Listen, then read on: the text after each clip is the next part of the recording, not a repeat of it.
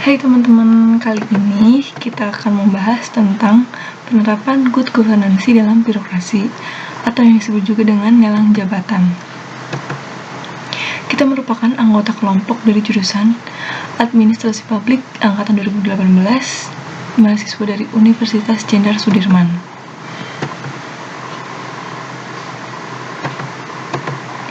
Dengan aku sendiri di sini ada Isti Ainur Rochmah dengan NIM F1B01808993.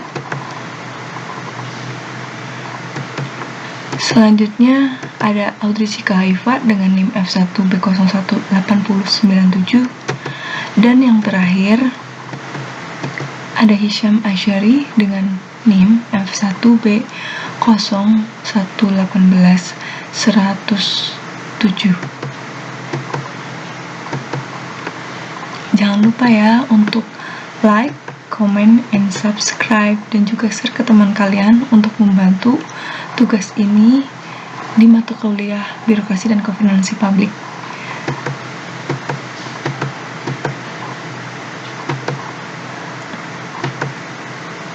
Lanjut ke pembahasan di awal. Apa sih penerapan good governance itu sendiri? Good governance itu sendiri merupakan sebuah kondisi yang sine qua non bagi pemerintahan manapun. Nanti dulu ya, aku jelasin dulu good governance itu apa sih. Good governance itu merupakan istilah good and governance muncul pasca runtuhnya rezim Orde Baru dan bergulirnya gerakan reformasi pada awal 1990-an.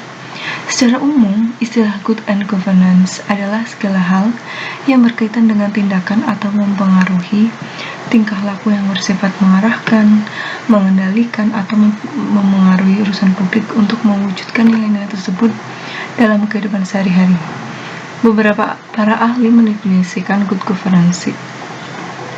Salah satunya merupakan menurut Pierre Landelmes dan Ismail Seregaldin, mendefinisikan good governance sebagai penggunaan otoritas politik dan kekuasaan untuk mengelola sumber daya demi pembangunan sosial ekonomi. Sedangkan menurut Robert Chartlick mengartikan good governance sebagai pengelolaan segala macam urusan publik secara efektif melalui pembuatan peraturan atau kebijakan yang sah demi untuk mempromosikan nilai-nilai kemasyarakatan. Governance itu sendiri merupakan paradigma baru dalam tatanan pengelolaan pemerintahan, dan ada 3 pilar governance, yaitu pemerintahan, sektor swasta, dan masyarakat.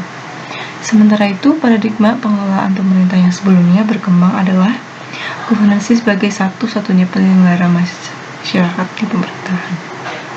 Jadi, good governance diartikan sebagai tingkah atau tindakan yang baik yang didasarkan pada kaidah-kaidah tertentu untuk pengelolaan masalah-masalah publik dalam kehidupan keseharian, dan dapat diartikan juga sebagai pemerintahan yang baik dalam standar proses dasar hasilnya. Semua unsur pemerintahan bisa bergerak secara sinergis memperoleh dukungan dari rakyat terlepas dari gerakan-gerakan anarkis yang dapat menghambat proses pembangunan. Lanjut ke pembahasan yang di slide ini sendiri. Dan di sini disebutkan sebuah kondisi yang sine qua non bagi pemerintahan manapun. Apa sih sine qua non itu sendiri? Pasti kalian banyak yang nggak tahu kan di sini. Dan mari kita lanjut dan kita bahas apa itu sine qua non itu sendiri. Apa ya? Nah, ada nih, sine qua non itu merupakan setiap akibat dapat ditentukan sebab-sebabnya, dan masing-masing sebab memiliki pengaruh terhadap terjadinya suatu akibat. Lanjut.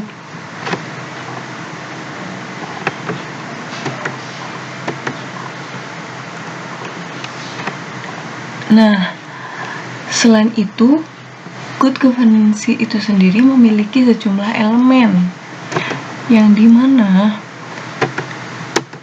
menurut Bank Dunia memiliki unsur-unsur good governance yang meliputi.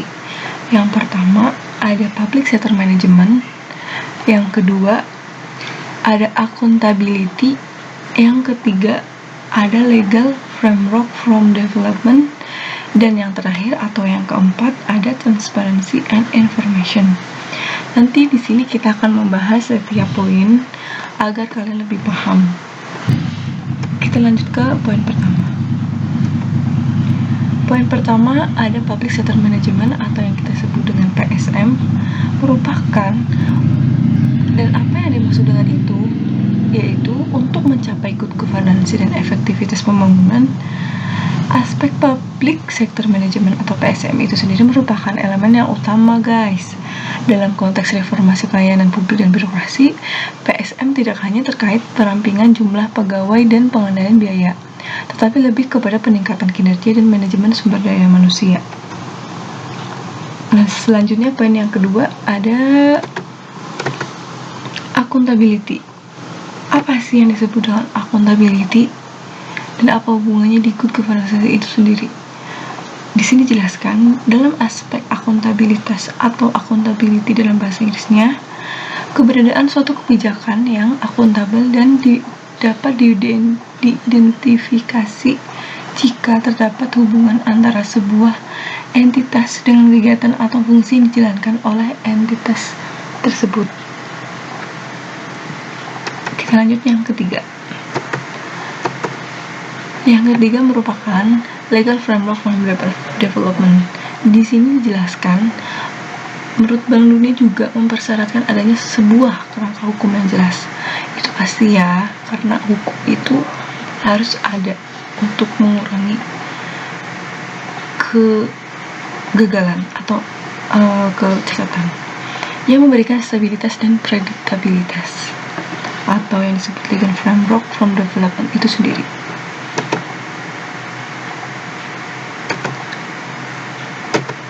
Aspek yang terakhir yaitu ada transparansi dan informasi. Di sini dijelaskan juga aspek keempat dari good governance adalah transparansi dan informasi. Hal ini mengacu pada suatu lingkungan di mana setiap kebijakan yang dilaksanakan pemerintah umumnya kepada publik secara tepat waktu, komprehensif, dan mudah diakses untuk masyarakat itu sendiri ya. Bagaimana sih cara menerapkan good governance dalam birokrasi? Pasti ini yang kalian tunggu-tunggukan. Oke, kita bahas. Ada kok jawabannya. Sabar ya. Ya, di sini sudah dijelaskan secara ringkas. Untuk menerapkan good governance dalam birokrasi dapat dilakukan dengan cara mengadakan lelang jabatan, seperti yang kita sebutkan dalam awal pertama di judul. Dalam konteks reformasi pelayanan publik dan birokrasi, PSM atau yang disebut dengan Public Sector Management tidak hanya terkait perampingan jumlah pegawai dan pengendalian biaya, tetapi lebih kepada peningkatan kinerja dan manajemen sumber daya manusia. Hal ini inherent dengan filosofi lelang jabatan di mana skema ini mendukung terciptanya manajemen sumber daya manusia yang optimal. Pakar kebijakan publik Eko Prasojo mengatakan bahwa skema lelang jabatan akan menciptakan kompetisi yang fair dan objektif sehingga dapat diperoleh calon pemimpin terbaik dan mudah diakses.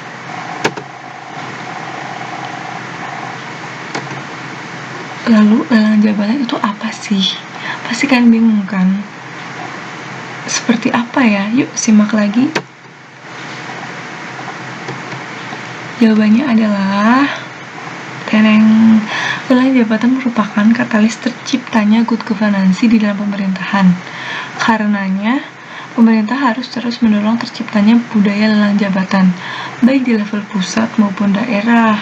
Sistem ini akan menjadi salah satu pengungkit keberhasilan reformasi birokrasi yang bisa mencegah terjadinya politisasi birokrasi atau sikap pemimpin yang memilih jabatan bermudah like and dislike.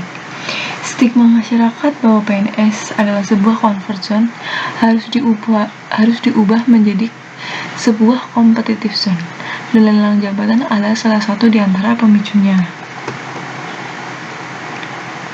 Ya, sekian